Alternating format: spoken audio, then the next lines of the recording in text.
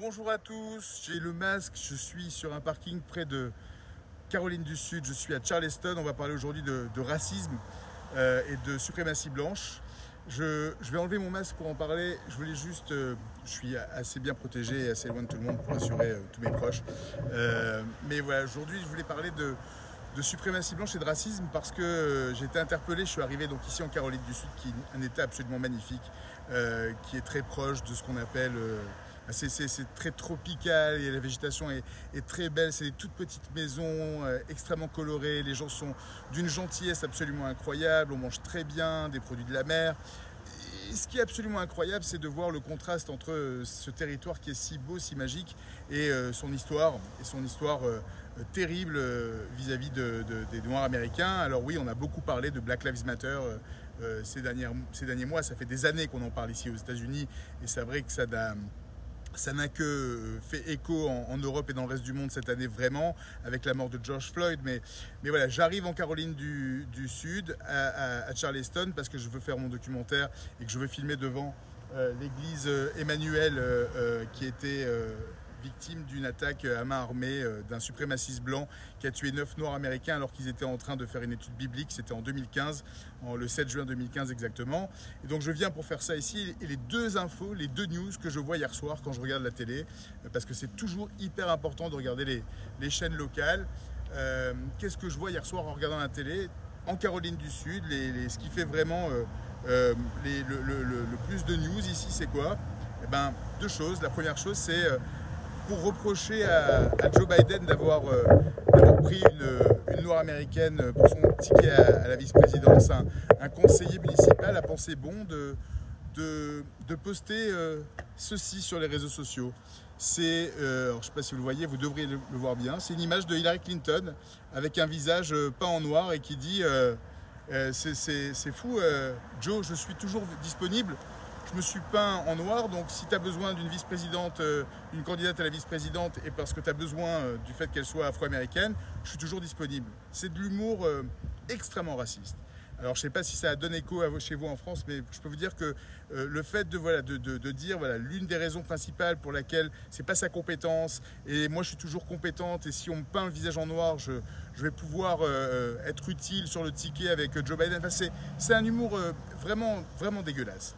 Et la deuxième information qui était hier sur toutes les télés ici, et alors pour moi c'est encore pire, c'est également un conseiller municipal qui a été vu en fait sur son véhicule. Vous voyez ici le rétroviseur, et vous voyez ce qu'il y a là, une corde de pendu, un nœud de pendu, de lynchage.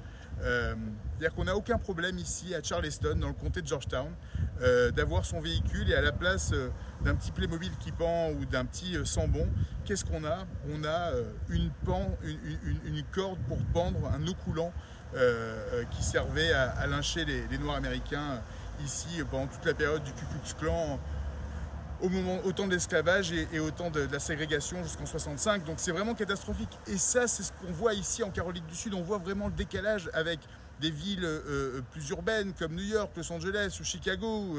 Et ici, on peut encore se permettre ce genre de choses. Ça ne choque pas tant de gens que ça. Il faut manifester, il faut envoyer une photo. Et c'est ça qui est catastrophique. C'est ça vraiment qui est incroyable. Donc oui, le choix d'une vice-présidence, d'une candidate à la vice-présidente noire n'est pas un choix anodin, c'est important. Non mettre du maquillage noir sur un visage pour Hillary Clinton, comme l'a montré cet autre conseiller municipal qui va probablement qui a démissionné avant même qu'il puisse se faire virer. C'est pas anodin dans une Amérique aussi divisée qu'aujourd'hui. À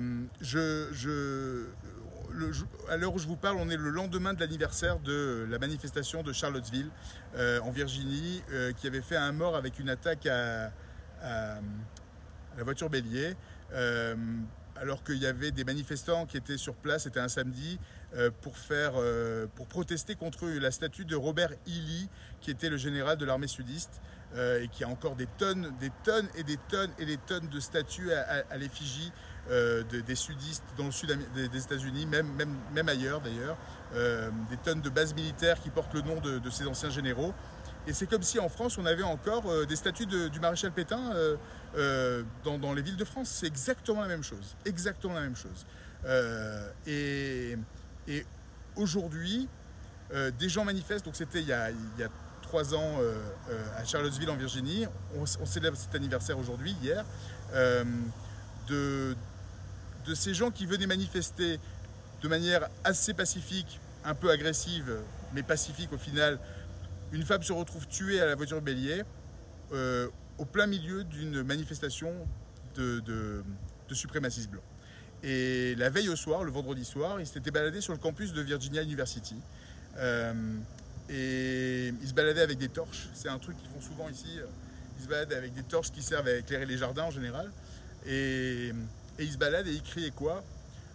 Jews will not, les Juifs ne prendront pas le pouvoir, le sang est le seul. Les Juifs ne prendront pas le pouvoir, le sang est le seul.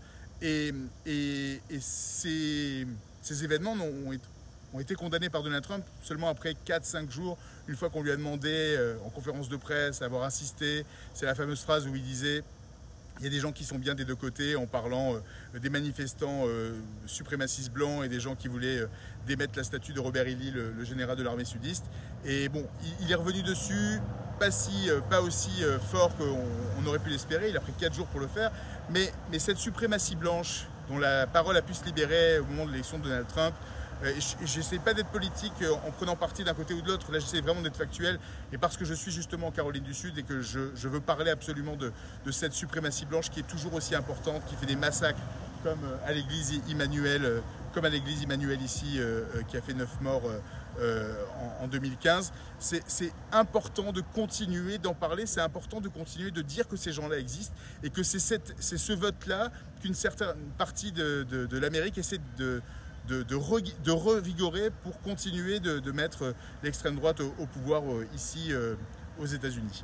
Cet anniversaire, il est triste parce que personne n'en a parlé hier à la télévision américaine, parce qu'une femme est morte lors d'une manifestation de suprémacistes blancs et que personne n'en a parlé à la télévision américaine. C'était un attentat de terroriste intérieur et ça n'a pas du tout fait les news, alors que ça continue et que les infos locales ici vous ont démontré avec ce visage noir de Hillary Clinton et cette fameuse corde sur le rétroviseur de la voiture qui m'a choqué vraiment hier soir. Voilà.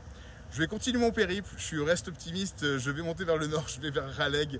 On va aussi parler de suprématie blanche. Aujourd'hui, je voulais parler aussi du port d'armes, c'est pour ça que je suis venu devant l'église Emmanuel. Pour ça, il faudra voir le documentaire une fois qu'il sera monté. Merci pour votre soutien, merci de partager et de me poser toutes les questions que vous voulez. C'est un cycle électoral extrêmement important. C'est aussi, je vais profiter pour vous montrer un petit peu mon équipement. Voilà, je suis juste avec ma voiture, ma lumière, mon micro, mon stand et mon petit micro-cravate, mes petits micro-cravates. Donc, le journalisme 2.0. Je voulais partager ça aussi avec vous. Je vous embrasse très fort et à très vite. Bye.